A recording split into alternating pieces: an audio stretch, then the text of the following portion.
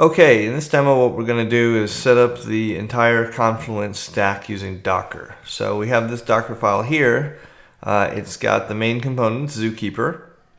It's got a broker in this Docker compose file. This is for version 5.5. You can see that the broker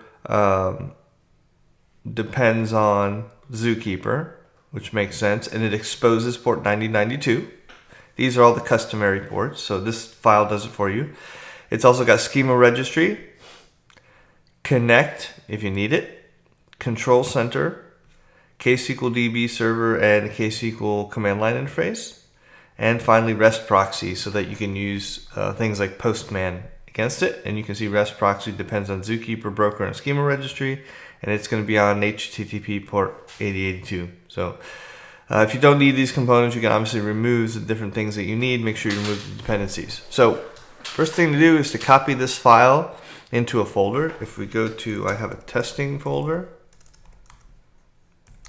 we can see that Docker compose file is in there.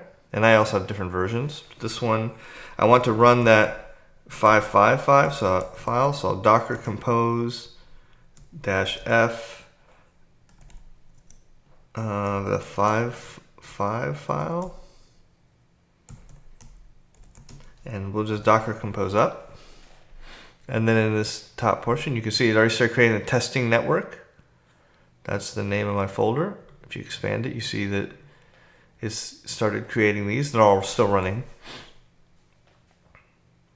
Give them a few minutes. The way that you know that this is done is, one way I like to do it is if I just try to open up Confluent Control Center, and that one is, if we look at the Docker file, this is again the customary ports, but if you go to localhost 9021 in your browser, the Confluent Control Center will pop up and it will show that the cluster is healthy when you first pop it open. You can also try to look through these logs, but that's a little bit painful. Another thing you can do in Docker is I could go, say, to broker and look at the logs. It'll show the last, it's stuck on the bottom, so it'll show me the last thing, and you can see if it's kind of moving along, but it's still getting itself up. Anyway, that's it. That's all there is to getting the whole stack running.